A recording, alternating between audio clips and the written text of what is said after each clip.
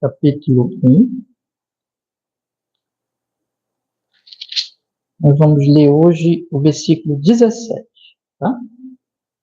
Diz assim a palavra do Senhor. 1 Timóteo, capítulo 1, versículo 17. Ora, ao Rei dos séculos, imortal, invisível, ao Deus único, sábio, seja honra e glória para todos sempre. Amém. Vou ler de novo, tá? Ora, ao Rei dos séculos, imortal, invisível, ao Deus único, sábio, seja honra e glória para todos sempre. Amém. Amém. Vamos orar. Ó Senhor, nós estamos aqui para meditarmos, Senhor, na sua palavra.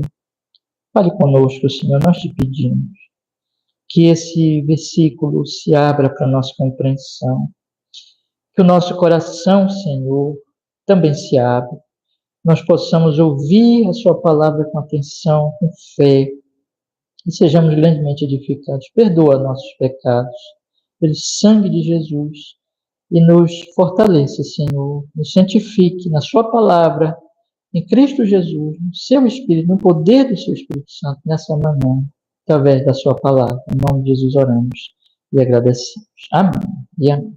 Pode sentar, irmãos. Olha, eu queria ler com vocês, nós observássemos aqui que esse versículo 17, ele está uma espécie de conclusão de resultado do que o apóstolo Paulo está falando aqui, até o versículo 16. Tá? Então, eu queria que nós fizéssemos assim agora. Vamos fazer a leitura do primeiro versículo, o início da carta, até o versículo 16, observem, e aí vocês observem esse versículo 17, como ele é um resultado de tudo que ele vem falando aqui. Vamos fazer isso? Então, preste atenção, leia comigo, a partir do primeiro versículo, observe bem. Paulo, apóstolo de Jesus Cristo, segundo o mandado de Deus, nosso Salvador, e do Senhor Jesus Cristo, esperança nossa. A Timóteo, meu verdadeiro filho na fé, graça, misericórdia e paz da parte de Deus, nosso Pai, e da de Cristo Jesus, nosso Senhor. Como te roguei quando parti para a Macedônia, que ficasses em Éfeso, para advertires alguns que não ensinem outra doutrina, nem se deem a fábulas ou genealogias intermináveis, que mais produzem questões do que a edificação de Deus, que consiste na fé, assim eu faço agora. Ora, o fim do mandamento é o amor de um coração puro, de uma boa consciência e de uma fé não fingida, do que, desviando-se alguns, se entregaram a vãs contendas, querendo ser mestres da lei e não entendendo nem o que dizem nem o que afirmam. Sabemos, porém, que a lei é boa se alguém dela usa legitimamente, sabendo isto, que a lei não é feita para o justo, mas para os injustos e obstinados, para os ímpios e pecadores, para os profanos e irreligiosos, para os parricidas e matricidas, para os homicidas, para os fornicadores, para os sodomitas, para os roubadores de homens, para os mentirosos, para os perjuros, e para o que for contrário à sã doutrina, conforme o evangelho da glória de Deus, bem-aventurado que me foi confiado. E dou graças ao que me tem confortado, a Cristo Jesus, nosso Senhor, Senhor nosso, porque me teve por fiel, pondo-me no ministério. A mim que dantes fui blasfemo e perseguidor, injurioso, mas alcancei misericórdia, porque eu fiz ignorantemente na incredulidade.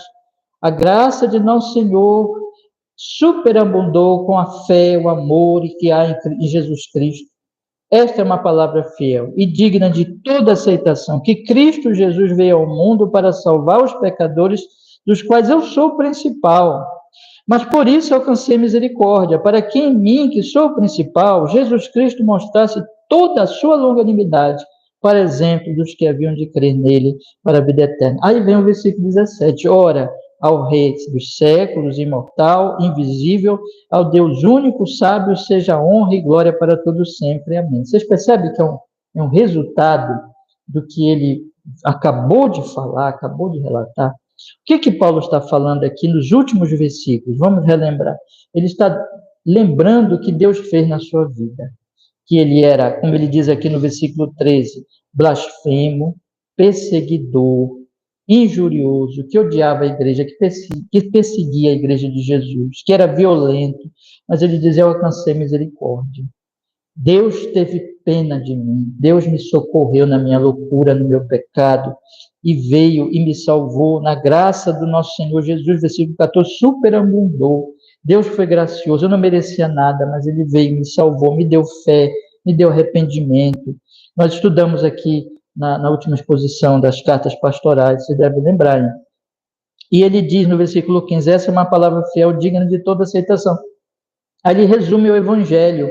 Nessas palavras aqui, ele diz assim: Cristo Jesus veio ao mundo para salvar os pecadores. Olha que palavra. Cristo Jesus veio ao mundo para salvar pecadores, dos quais eu sou o principal. Ele se coloca aqui como principal, como aquele grande exemplo na história da igreja, na história da redenção, de um homem que odiava tanto Jesus, odiava tanto a igreja, era um grande pecador, mas Deus o salvou através de seu Filho. A misericórdia o alcançou, a graça o alcançou. E ele está dizendo aqui: Cristo Jesus veio ao mundo para salvar os pecadores, dos quais eu sou o principal. Aí ele fala no versículo 16, mas por isso alcancei misericórdia, para que em mim, que sou o principal, Jesus Cristo, mostrasse toda a sua longanimidade, quer dizer, paciência. Deus teve paciência com Paulo. Paulo, ele coloca aqui assim, eu sou um exemplo de paciência, de misericórdia, de graça de Deus, através de Jesus Cristo, seu Filho amado, e Deus não me mandou logo para o inferno, Deus não trouxe sobre mim juízo, mas Deus esperou pacientemente, então me resgatou no seu Filho Jesus. Eu que sou o principal, eu sou o grande exemplo, porque eu odiava a igreja, e hoje eu sou um apóstolo, eu levo o evangelho, porque ele me salvou. Então, que graça, que obra maravilhosa na minha vida. Eu que estava perdido, fui achado. Eu que era ofensor, contrário a Deus, odiava a Deus, Deus me amou, Deus teve misericórdia de mim, para exemplo dos que haviam de crer nele para a vida eterna. Então, agora, no versículo 17, que ele fala: ao Rei dos séculos, imortal, invisível, Deus único e sábio, seja a honra e a glória para todos sempre. Amém. Então, ele está aqui pensando nele, vocês estão entendendo? Pensando no que Deus fez na sua vida, como o evangelho alcançou a boa notícia. Ele que estava completamente perdido. Por isso que quando ele medita, ele vai meditando nessas coisas, ele vai pensando na gloriosa obra que Jesus, que Deus, através do seu Filho Jesus, fez na vida dele, ele explode em louvor, ele explode em adoração. Vejam que aqui não é uma carta fria, não é apenas uma carta escrita formalmente, não é, um artigo acadêmico frio, tratando de um assunto com frieza, com intelectualidade fria, não tem nada disso. Aqui tem profundo calor, emoção. Paulo está escrevendo essas palavras pensando no que aconteceu com ele. Então, o que é que nós temos estudado, irmãos, até aqui? E aqui que eu quero que vocês peguem isso, que Deus nos dê graça para nós entendermos isso e para nós aplicarmos na nossa vida. Nós estamos estudando esta carta para entendermos e aplicarmos nosso trabalho aqui na nossa igreja. O que realmente Deus está fazendo. Eu queria ler com vocês o capítulo 3 de novo, versículo 14. Sempre, de vez em quando, acho que por todas as vezes já eu tenho lido esse versículo aqui. Pedi para vocês lerem comigo de novo. No capítulo 3, no versículo 14, que Paulo diz assim: escrevo-te estas coisas, esperando em ver-te bem depressa, mas se tardar, para que saibas como convém andar na casa de Deus, que é a igreja do Deus vivo, a coluna e o baluarte da verdade. Então, o que ele está falando aqui? Ele está dizendo que ele está escrevendo essa carta pastoral a um pastor, que é Timóteo, para dizer assim: Timóteo, se eu tardar, eu estou escrevendo essa carta para que tu saibas como a igreja deve se conduzir. O que é a igreja? É coluna e baluarte da verdade. Como ela deve se conduzir? Como a igreja deve ser? Como ela deve cultuar? Como ela deve se relacionar? Como ela deve aparecer para o mundo, testemunhar para o mundo. Então, ela é a coluna, é a baluarte da verdade, a verdade em Cristo Jesus. Se vocês forem ler mais adiante, no versículo 16, ele diz assim: e sem dúvida, grande é o mistério da piedade. Ele diz assim: olha, Deus se manifestou em carne, foi justificado no Espírito, visto dos anjos, pregado aos gentios, crido no mundo, recebido acima da glória. Ele está fazendo aqui, falando que o que Jesus fez, que ele se manifestou em carne, e ele morreu, e ele depois voltou para a sua glória celestial. E a igreja tem que falar disso. E por que que ele fez isso? Por que que ele fez essa obra? Nós estamos lembrando aqui no domingo, dia do Senhor. Hoje é o dia da ressurreição. Por que que Jesus morreu na cruz? E por que que ele ressuscitou? Para a salvação do seu povo. Esses que, como Paulo, que Paulo diz aqui, ele fala no versículo 16, eu alcancei misericórdia, voltando lá para o capítulo 1, eu alcancei misericórdia para que em mim, que sou o principal, Jesus Cristo mostrasse toda a sua longanimidade, para exemplo dos que haviam de crer. Paulo está dizendo, eu sou o principal, eu sou o primeiro da fila dos pecadores, mas depois vem todos os outros. E eu sou o exemplo de graça, misericórdia, longanimidade que Deus trouxe através de Jesus. Quando Jesus veio a esse mundo, se encarnou, se tornou homem como nós e morreu numa cruz e ressuscitou, ele estava fazendo isso para a salvação. Porque todos estavam como Paulo. Todos nós somos como Paulo antigo, perdidos, naturalmente, odiando a Deus, odiando o Cristo, odiando a igreja, mesmo que nós não sejamos assim zelosos como Paulo, que perseguia a igreja, a maioria das pessoas não vai agir assim como Paulo, e Paulo se coloca mesmo como um exemplo de grande pecador, né? Mas todos nós somos pecadores, todos nós, por natureza, odiamos a Deus, mas esse Deus, se hoje eu e você nós estamos aqui crendo em Jesus e salvos, esperando a volta de Cristo e com esperança de vida eterna, foi porque Deus teve misericórdia de nós, a exemplo de Paulo, porque nós também não merecíamos a graça, a misericórdia, a longanimidade do Senhor nos alcançou em seu Filho Jesus, que Deus veio a esse mundo para se encarnar e para nossa salvação. Então, tudo isso, irmãos, é a igreja que deve anunciar para o mundo. O mundo não conhece essas coisas. O mundo não sabe nada disso. O mundo, ele está como Paulo, cego, Paulo antigo, cego, ou na sua religiosidade, ou no seu secularismo, ateísmo, esse mundo de hoje, um mundo que não conhece nada das verdades do Evangelho de Jesus Cristo, que não sabe nada disso. Mas a igreja é esse luzeiro, esse farol, que está para anunciar essa mensagem, para dizer, olha, homens, vocês são pecadores, mas existe esperança. E anunciar o Evangelho, e levar o Evangelho a todos. E é por isso que Paulo, eu quero que vocês agora meditem comigo, é por isso que Paulo, ele escreve essa carta dizendo assim, esse é o papel da igreja, porque existiam os perigos. Vocês lembram que nós já temos estudado? Existiam os falsos mestres que estavam começando a influenciar aquela igreja local, que era a igreja, no caso aqui, de Éfeso, porque vocês lembram que ele diz no versículo 3, ele diz assim, como te roguei, quando parti para Macedônia, que ficasses em Éfeso para advertires a alguns que não ensinem outra doutrina. Nem se dei a fábulas ou genealogias intermináveis, que mais produzem questões do que edificação de Deus, que consiste na fé. Assim eu faço agora. Então ele está aqui chamando Timóteo para dizer, Timóteo, combate esse tipo de coisa. Diga para eles pararem com isso. E o que nós temos que anunciar é o Evangelho. O versículo 5 diz, ora, o fim do mandamento é o amor de um coração puro, de uma boa consciência e de uma fé não fingida.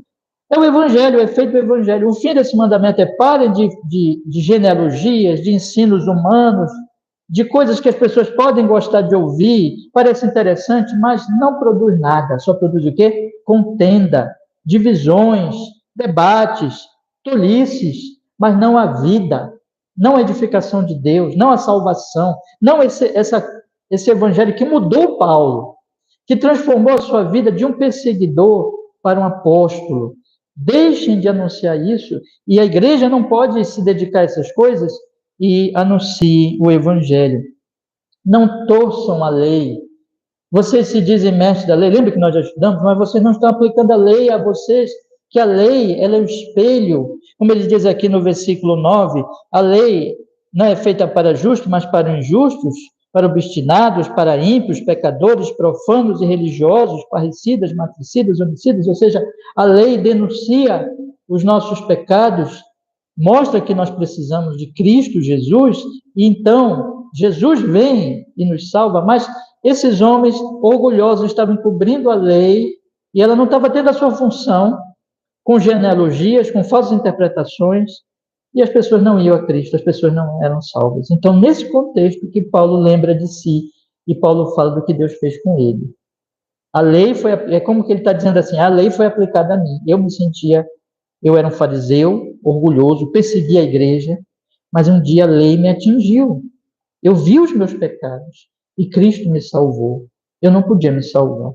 Então, ele foi gracioso comigo, ele teve misericórdia de mim, ele teve paciência comigo e ele me salvou. E ele está dizendo, veja, isso que o Evangelho faz. E eu sou o principal exemplo. Eu sou o principal dos pecadores. A igreja de Cristo Jesus tem que anunciar esse Evangelho que mudou a minha vida, que me salvou. Eu que não merecia absolutamente nada. Eu que era um terrível perseguidor da igreja. Mas o Evangelho me mudou, me transformou. E é esse Evangelho que a igreja tem que anunciar. E agora eu quero falar para vocês que um ponto que Paulo destaca aqui, nesse versículo 17, é o efeito disso na vida da pessoa realmente crente e na pessoa que ela medita no que Deus fez na sua vida. Veja, eu quero que vocês pensem o seguinte, Paulo está pensando aqui no Evangelho, e Paulo está pensando no que Deus fez na sua vida, como esse Evangelho foi aplicado na sua vida. Ele está meditando na graça de Deus. Quando ele medita na graça de Deus, ele é levado a adorar a Deus. A ingratidão, ele explode em louvor. Existe uma conexão aqui, então. Vejam, chamo muita atenção de vocês para isso, porque é isso que significa o versículo 17. Existe uma conexão entre o Evangelho, a meditação no Evangelho, no que o Evangelho fez conosco, no que Deus operou em nós, na sua graça, na sua misericórdia, e o louvor, e a gratidão, e a adoração a Deus. Então, o Evangelho não produz o que, irmãos? Frieza, mornidão, descompromisso com Deus, descaso com Deus. O Evangelho não produz isso. O Evangelho produz amor e gratidão a Deus. Porque o Evangelho mostra quem Deus é. Deixa eu falar uma coisa para vocês aqui. Vocês entram num lugar muito bonito. Vocês já não tiveram essa experiência de entrar num lugar muito bonito?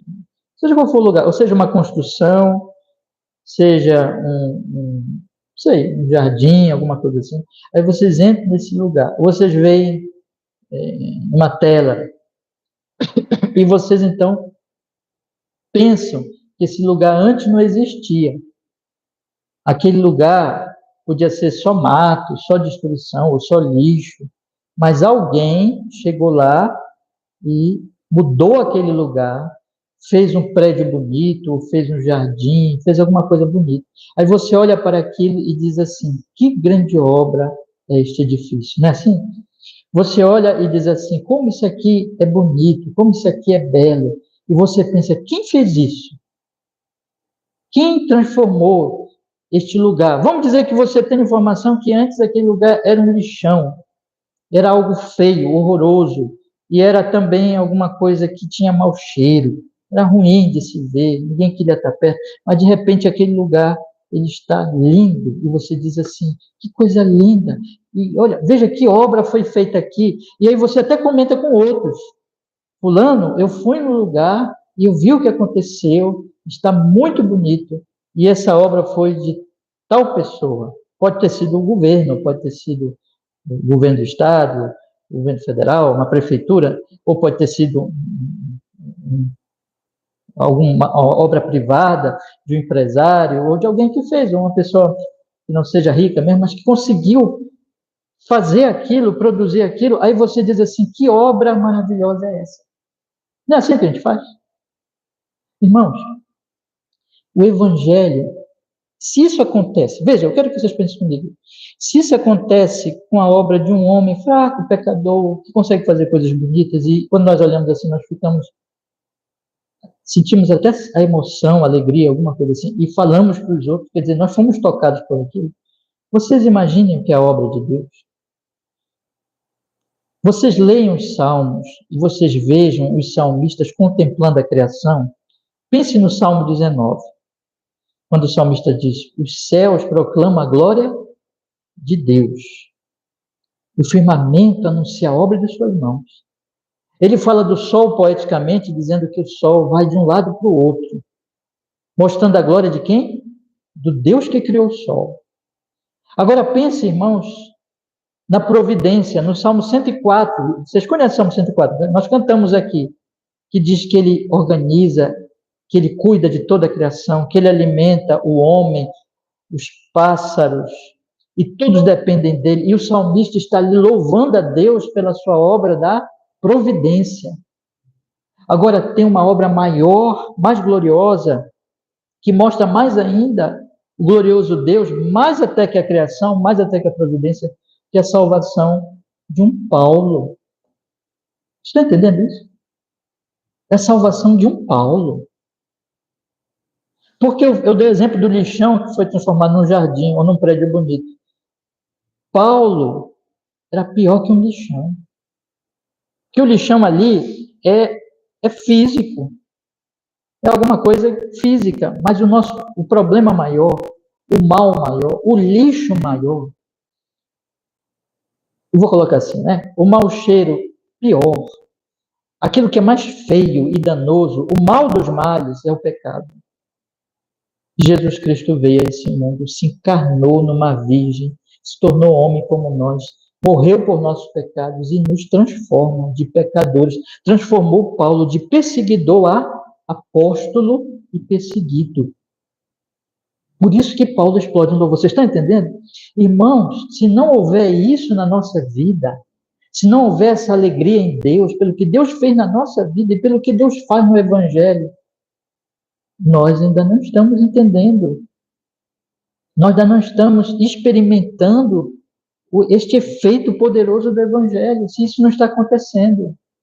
O que eu quero chamar a atenção de vocês é isso. O que eu quero dizer para vocês é que Deus aqui está nos dizendo, está nos informando que Ele faz essa obra gloriosa para mostrar a sua glória e para levar a igreja ao louvor, adoração. Tá? E para que a igreja viva em gratidão, quando ela se reúne, quando nós estivermos aqui reunidos, e eu digo para vocês que não importa o número, tá? Não importa se é muita gente, se é pouca gente, mas quando nós estivermos aqui, tem um texto do John Stott, que é um famoso teólogo, já falecido, né? E ele coloca assim, mais ou menos assim, eu não vou lembrar exatamente dessas palavras, mas diz assim: você pode ir na igreja, pode não ter muita gente reunida, mas a igreja está reunida diante do Santo Deus, adorando ao Senhor com os santos anjos. Isso é glorioso. E quando é que isso acontece? Quando é que acontece esse louvor, essa adoração? É quando aquelas pessoas ali estão contemplando a obra de Deus na criação, na providência e especialmente na redenção. Quando elas olham assim, o Senhor, só o Senhor pode salvar um Paulo, principal dos pecadores, e eu sou como Paulo. E ele mudou a minha vida. Ele teve misericórdia de mim. Quem sou eu? Eu não mereço nada. A lei veio e me condenou, mas ele veio e mandou o filho dele para me salvar, para me resgatar. Então, quando a igreja se reúne, é gratidão, é louvor a essa grande obra. E a igreja, quando entende isso, ela não faz isso com os pés arrastados, mas com os pés apressados e animados pelo coração que é louvador. É isso que acontece. Entendem, irmãos? Então, o que Paulo está mostrando aqui é que a igreja reunida, ela é uma igreja que é grata louvando a Deus pela grande obra de salvação. É isso que o Evangelho produz, e é isso que a igreja, que é coluna e baluarte da verdade. A igreja que é coluna e baluarte da verdade é uma igreja adoradora, é uma igreja grata, é uma igreja que cultua. Por isso que nós chamamos de culto público. Ela cultua publicamente, porque quando ela cultua publicamente, ela também, e aqui eu quero chamar a atenção de vocês, porque Paulo está dizendo o tempo todo aqui que a igreja, ela deve dar testemunho, ela deve anunciar o evangelho. Ela não deve anunciar genealogias, lembra que já falamos? Ela não deve anunciar genealogias, ela não deve anunciar essas coisas que não produzem nada, que são loucuras humanas, que são tolices, que são vaidade, que são coisas vazias, que são falsos discursos, mas ela deve anunciar o Evangelho, porque o Evangelho anuncia a glória de Deus, anuncia a glória do Senhor Deus Todo-Poderoso em seu Filho Jesus Cristo. Agora, quando ela faz isso, quando é que a igreja faz isso verdadeiramente? Eu queria que vocês guardassem isso, irmãos, porque esse versículo chama isso, chama a nossa atenção para isso. Quando é que a igreja realmente glorifica, quando é que a igreja realmente testemunha do Evangelho de Jesus? Na medida que ela louva a Deus. Vejam, meus irmãos, o louvor está conectado com o testemunho. Por isso, inclusive, que o culto é público. O culto é para anunciar para as pessoas, para nós convidarmos as pessoas e para anunciar às pessoas que Jesus é o Salvador. Na medida que a igreja está adorando, está louvando, ela está testemunhando. Ela está proclamando o Evangelho, porque ela anuncia o Evangelho e ela louva a Deus em gratidão ao Evangelho e diante do mundo que não conhece nada disso. Eu vou já voltar aqui para o versículo 17, mas eu queria, para ilustrar isso, ler com vocês rapidamente um salmo muito conhecido nosso, que é o Salmo 96. Bora olhar lá rapidinho, por favor. Olhem rapidinho. Salmo 96.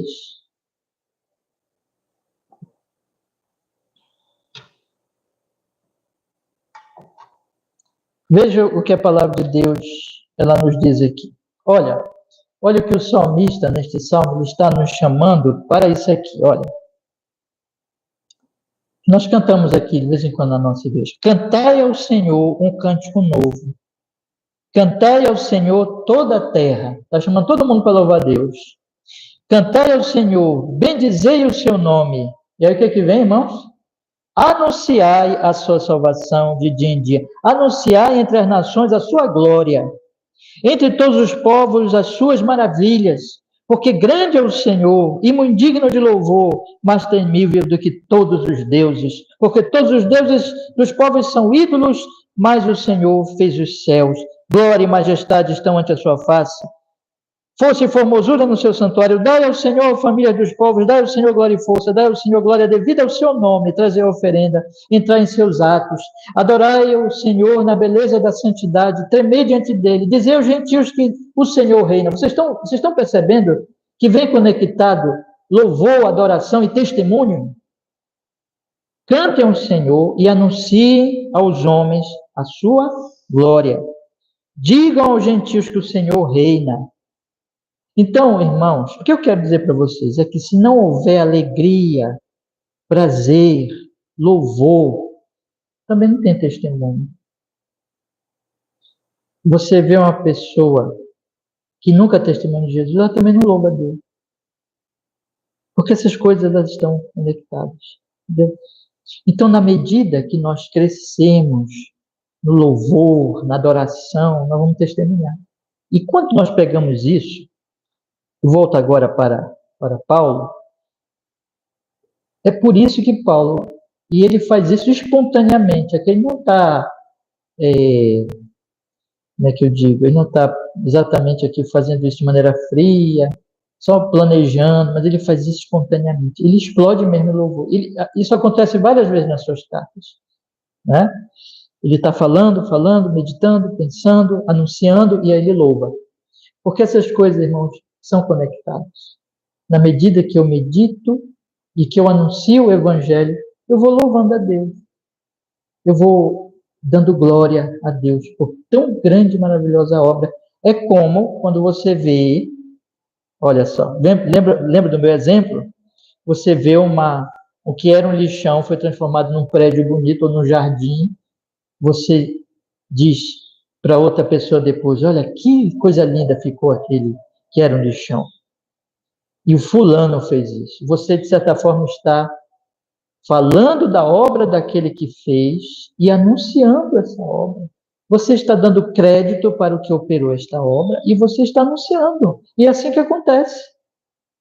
Na medida que a igreja vai anunciando, ela vai o quê? Louvando. Louvando aquele que fez essa obra. Então, quando o apóstolo Paulo, essas coisas estão conectadas, estou enfatizando muito isso.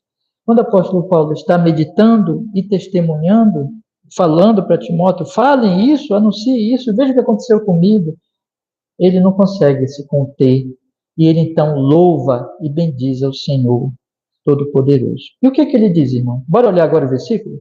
Isso aqui tudo foi a introdução, né? E agora nós vamos olhar, ainda que brevemente, mas nós vamos olhar o versículo, porque quando ele fala essas coisas, ele está, na verdade, expressando sua gratidão a Deus. Quando ele fala de Deus assim, ele está expressando a sua gratidão. O que ele diz no versículo 17?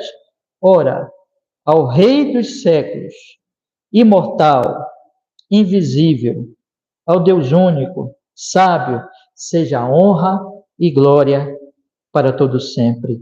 Amém. Ele está dizendo assim: esse Deus deve ser louvado para sempre. Ele está dizendo: eu vou fazer isso, e eu quero fazer isso, e eu farei isso para sempre. Enquanto eu estiver aqui nesse corpo, diz Paulo, eu vou louvá-lo, eu vou dar glória a ele, mas depois que eu partir daqui, eu vou continuar louvando a ele, porque eu tenho esperança de vida eterna nele, de ressurreição e de vida eterna nele. Eu vou habitar com ele para sempre. Então, e ele vai ser louvado por mim, olha o que ele está dizendo, ele vai ser louvado por mim, e ele vai ser louvado por toda a igreja para sempre.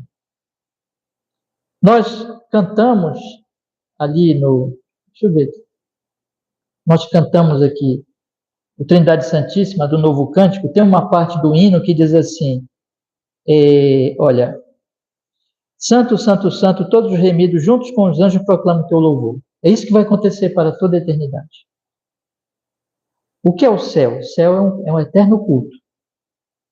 É um eterno culto. Deus vai ser louvado em tudo que vivenciarmos no céu, no novo céu e na nova terra. E os anjos já louvam a Deus. Deus é adorado. Então, meus irmãos, para sempre. Ele diz aqui no outro trecho desse mesmo hino, Santo, Santo, Santo, Deus onipotente, tuas obras louvam teu nome com fervor.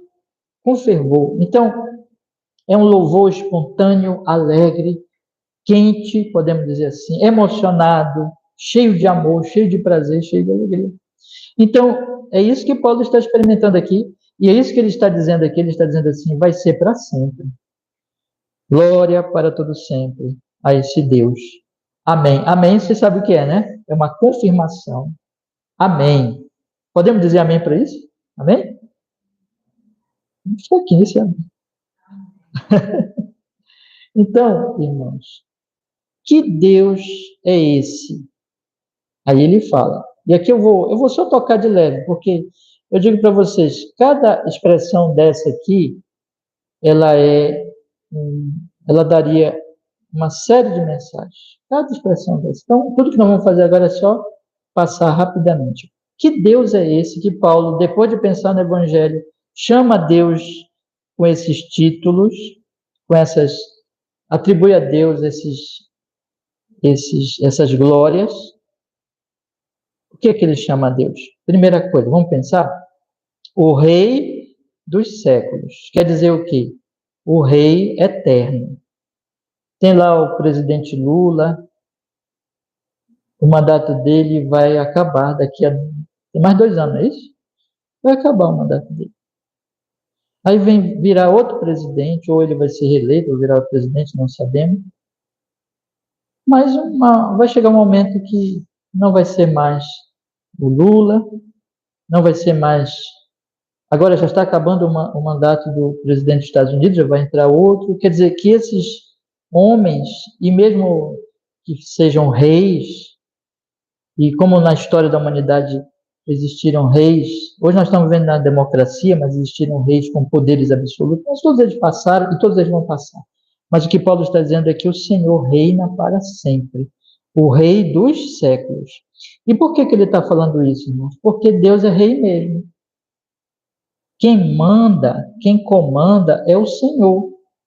Por isso que mesmo um Paulo e mesmo um como nós, pecadores, Deus vai lá e muda.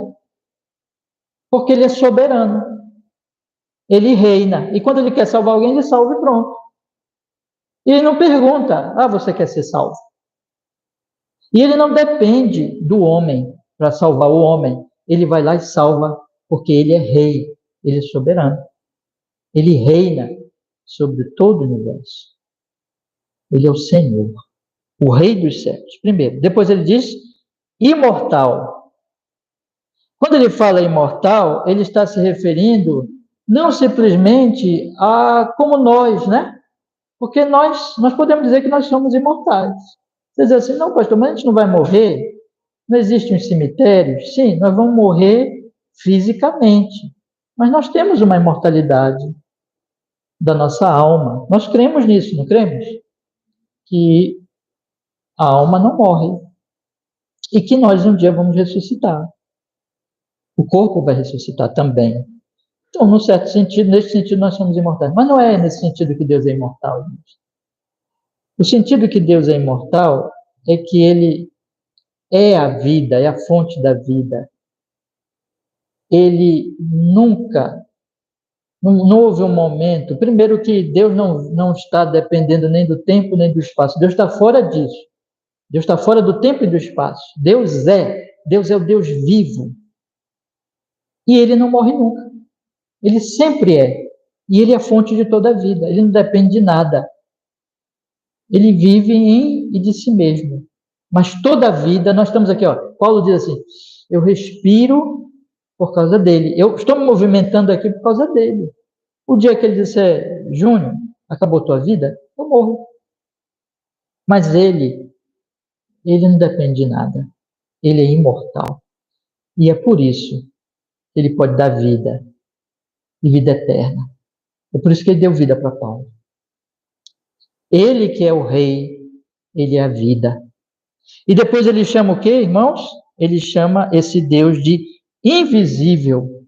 Invisível. E aqui eu quero ler com vocês no capítulo 6. Paulo também louva a Deus no capítulo 6. Bora dar uma olhadinha lá no capítulo 6, quando ele diz assim, olha,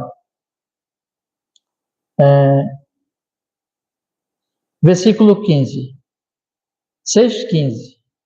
A qual a seu tempo mostrará o bem-aventurado e o único poderoso Senhor, Rei dos reis. Ele fala de novo, o único poderoso Senhor, Rei dos reis, Senhor dos senhores, aquele que tem ele só a imortalidade. Percebe que ele explica melhor aqui, né? Só ele é imortal. E aí ele diz assim, e habita na luz inacessível, a que nenhum dos homens viu nem pôde ver.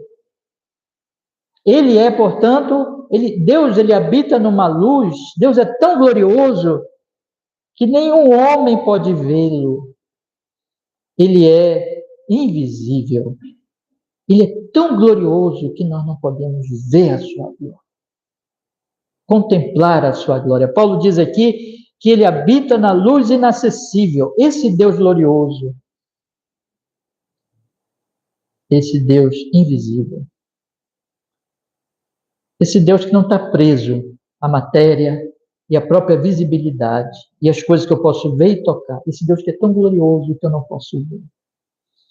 Ele habita numa luz inacessível. Mas ele diz aqui, irmão, voltando para o versículo 17 do capítulo 1, quando ele diz que Deus é invisível, mas Deus se tornou visível para nós em quem?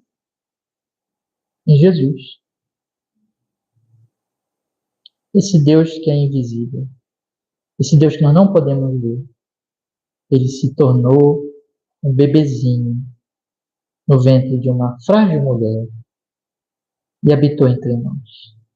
Se tornou homem como nós. Que coisa gloriosa, né? E morreu na cruz por nossos pecados. O apóstolo Paulo diz, aquele que é a imagem de Deus, falando de Jesus, E pela fé, agora eu estou lembrando aqui que certo comentarista ele coloca essas coisas assim, eu achei muitíssimo interessante. Ele diz assim: pela fé nós enxergamos o invisível. Como é que nós enxergamos Deus? Quando nós cremos em Jesus. Nós conhecemos Deus em Jesus.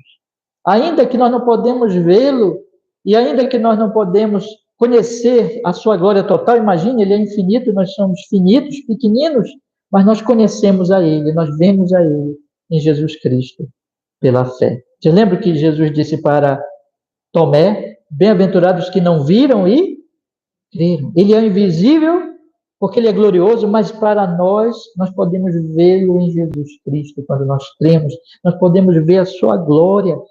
Claro que nós não podemos vê-lo totalmente. Ele é infinito, nem na eternidade nós vamos conhecer totalmente, porque ele é um Deus infinito e glorioso, e nós vamos continuar conhecendo a ele para toda a eternidade. E quanto mais nós conhecemos, mais nós vamos louvá-lo. Mas nós já conhecemos. O conhecimento não é total, mas é verdadeiro. É um conhecimento parcial, mas é verdadeiro. E nós o conhecemos em Jesus. E esse Deus, o que Paulo está dizendo é que aquilo que João diz: no princípio era o Verbo, e o Verbo estava com Deus, e o Verbo era Deus. E o Verbo se fez carne e habitou entre nós. E vimos a sua glória como a glória do unigênito de Deus. Está entendendo? O que Paulo está dizendo: olha, esse Deus invisível, ele se revelou a mim.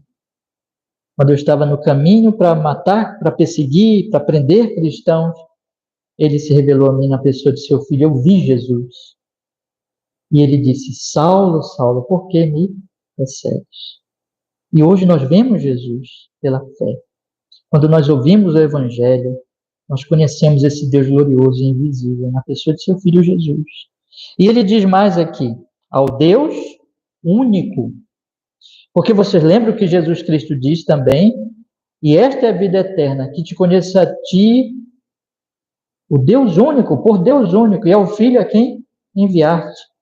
Porque, irmãos, nós vivemos naturalmente adorando muitos deuses, mas deuses o quê? Falsos. Nós fazemos do dinheiro Deus, nós fazemos da família Deus, nós fazemos dos prazeres Deus, nós fazemos dos nossos estudos, do nosso trabalho Deus. Mas tudo isso é falso, são falsos deuses. Mas só porque só existe um Deus. Esse Deus verdadeiro, esse Deus glorioso, esse Deus triuno, Pai, Filho e Espírito Santo. Esse Deus único, que nós conhecemos a Ele, conforme Jesus diz lá em João 17, versículo 3, através de Cristo, nós passamos a conhecer esse Deus único, e aí nós deixamos a idolatria. Observe, irmãos, quando nós dizemos que nós temos um Deus, é porque nós vivemos para esse Deus, nós adoramos esse Deus, e toda a nossa vida é dedicada a esse Deus. A partir do momento que nós temos Cristo, que nós cremos nele, nós deixamos os falsos deuses, e agora nós vamos viver em adoração e louvor ao Deus único, em Cristo Jesus. E Paulo diz: esse Deus único se revelou a mim no seu Filho. E ele coloca, finalmente, o último atributo que ele dá a Deus é o Deus sábio. Deus único e sábio. As traduções modernas não têm sábio. Tá? Se vocês forem pegar a ARA, NVI e essas traduções mais modernas, não tem, nesse versículo não tem sábio. Apenas as traduções antigas, ou que usam o texto que era usado antigamente, como a nossa CF, a King James lá. Então, por que acontece isso? É porque é diferença textual, o texto que está se usando para a tradução. Mas eu quero dizer para os irmãos, eu não tenho tempo aqui para falar essas coisas, né? Mas nós já tratamos disso em outros momentos, por isso que nós usamos a CF, que nós devemos, não podemos tirar o sábio daqui, nós cremos que está na palavra mesmo, essa expressão sábio. Por isso não concordamos com as traduções modernas nesse versículo, né? Ficamos com a CF. Mas, meus irmãos, e é interessante que quando você pega Romanos, bora dar uma olhadinha lá em Romanos capítulo 11, o apóstolo Paulo também explode em louvor lá em Romanos capítulo 11, e é interessantíssimo porque Ele fala do Deus sábio no capítulo 11.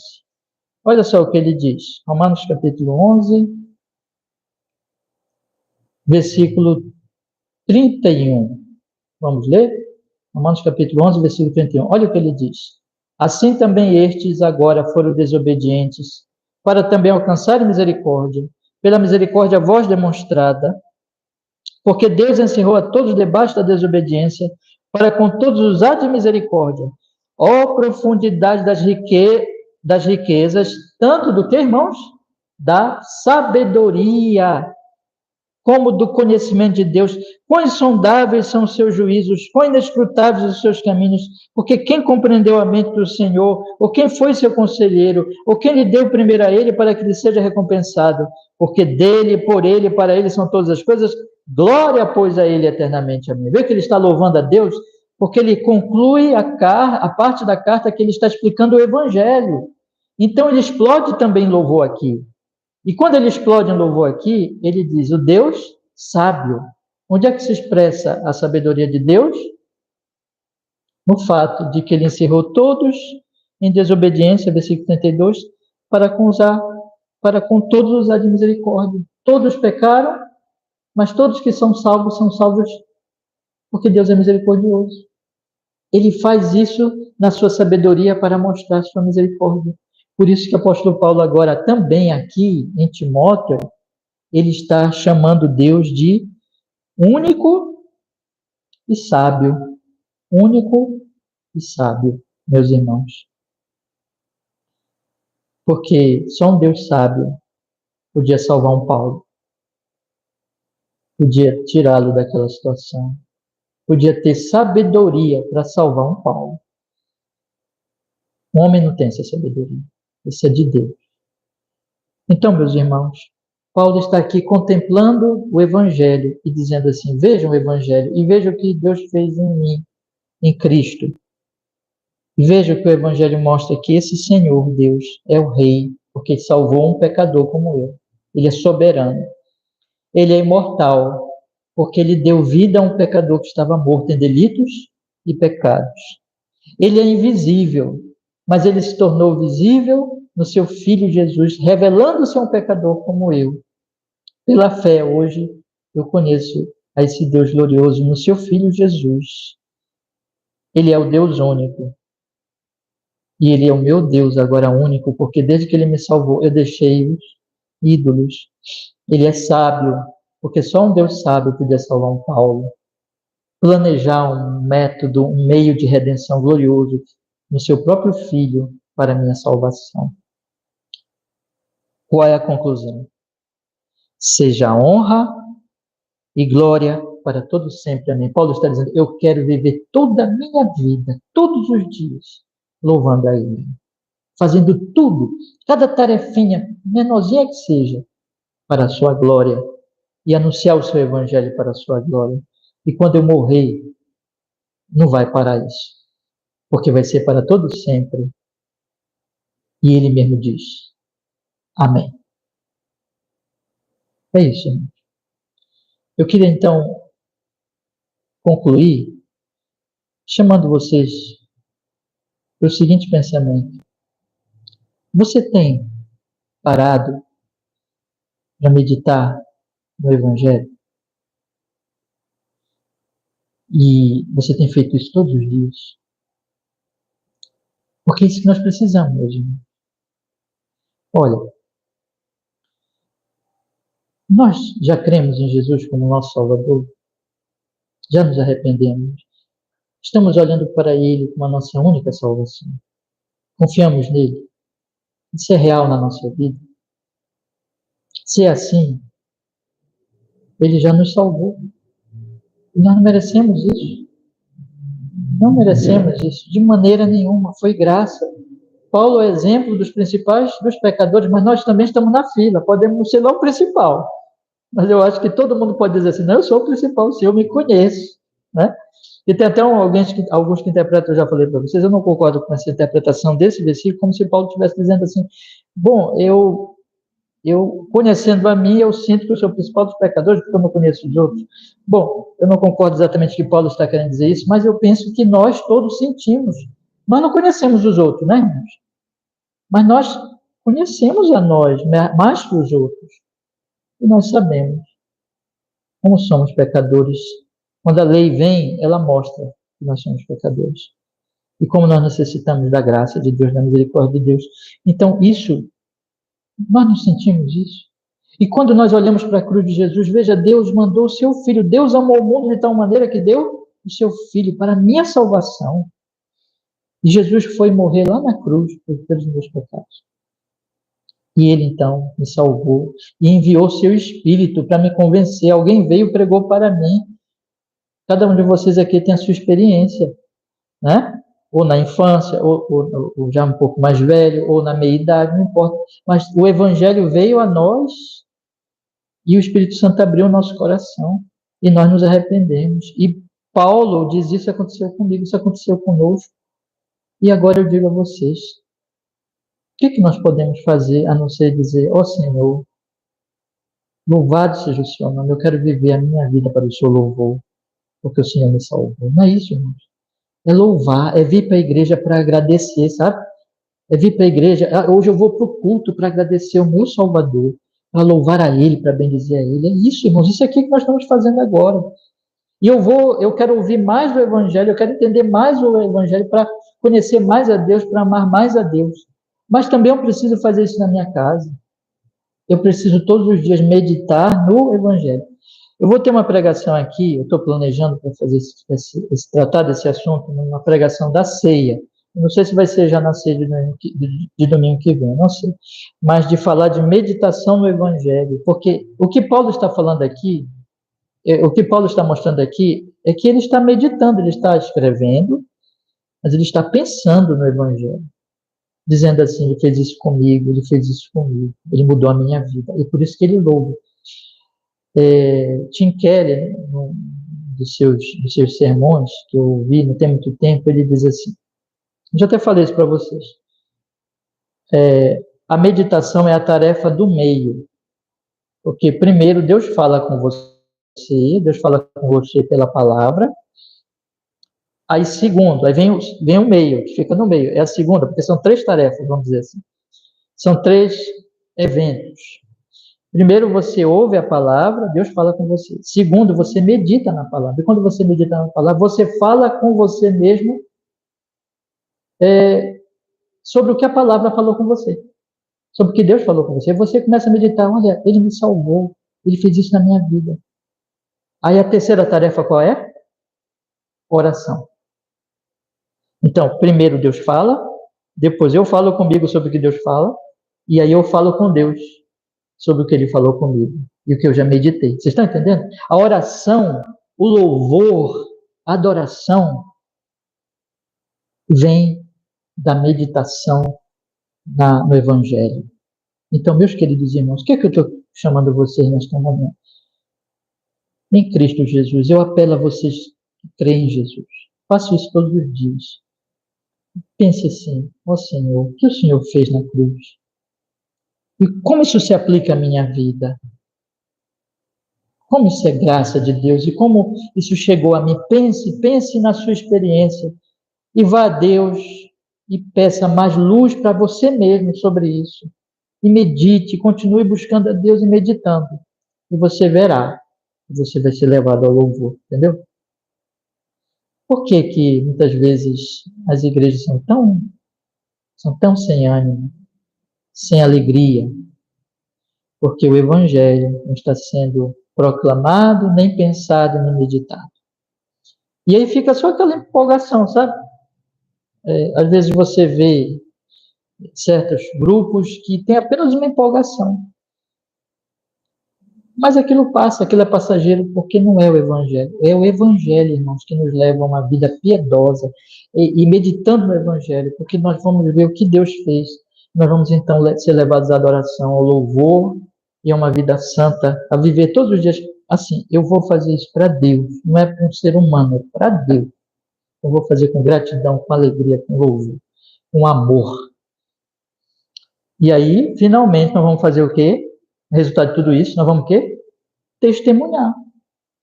Porque o testemunho, lembra que eu falei no início? Ele vem junto com o louvor. Salmo 96. Cantai ao Senhor, anunciar entre nações. Cantar, anunciar. Adorar, testemunhar. Então, nesta manhã, eu penso que esse texto está nos chamando para isso. Vocês creem em Jesus? Vocês amam o Senhor Jesus? Meditem mais nisso. E vamos pedir, Deus, enche meu coração com essa mesma gratidão. E assim, nós estamos muito longe de Paulo, né? Paulo é o topo da piedade, é um exemplo. Mas é um exemplo para a gente seguir as pisadas. Vamos meditar, para que Deus nos encha de alegria e nos leve ao louvor e nos leve à alegria nele e a testemunhar. E que a nossa igreja, vamos orar pela nossa igreja, vamos orar assim, ó Senhor, empolga a nossa igreja. Ó Senhor, enche esses corações de alegria do Evangelho para que eles possam ter prazer de te adorar cada vez mais e testemunhar. É isso que a gente tem que orar pela nossa igreja aqui. E é isso que nós temos que orar, irmãos, pelas outras igrejas, tá bom? E eu vou pedir para vocês, orem, vamos orar juntos. Por nós e por nossos irmãos. Todos. Uns pelos outros, para que o Senhor nos abençoe. Vamos orar agora por isso? Vamos curvar nossa cabeça e vamos pedir que Ele nos abençoe. Ó Deus, nós tivemos hoje o grande privilégio, Senhor, de estudar este versículozinho pequenininho, mas tão glorioso, porque é uma expressão de louvor, de adoração. Ó Senhor amado, opera na nossa vida, Senhor, na minha vida, cada vez mais na vida minha, de meus irmãos. Esse conhecimento, cada irmão de nossa igreja, cada irmão que vier ouvir essa pregação na internet, talvez esteja ouvindo agora, ou venha ouvir depois a gravação. Opera, Senhor, para que isso aconteça na vida nossa e de nossos irmãos. Nós te conheçamos, Senhor, pedimos isso, e te amemos cada vez mais, e te louvemos, e tenhamos essa mesma alegria, esse mesmo louvor do apóstolo Paulo, que te adora, que te louva, e que testemunha, Senhor, do seu amor, da sua graça, da sua misericórdia, a todos que estão em sua volta. Ó Senhor, faz isso, nós te pedimos, Senhor, faz isso com as nossas vidas, faz isso com a nossa igreja, faz isso com as igrejas da nossa geração.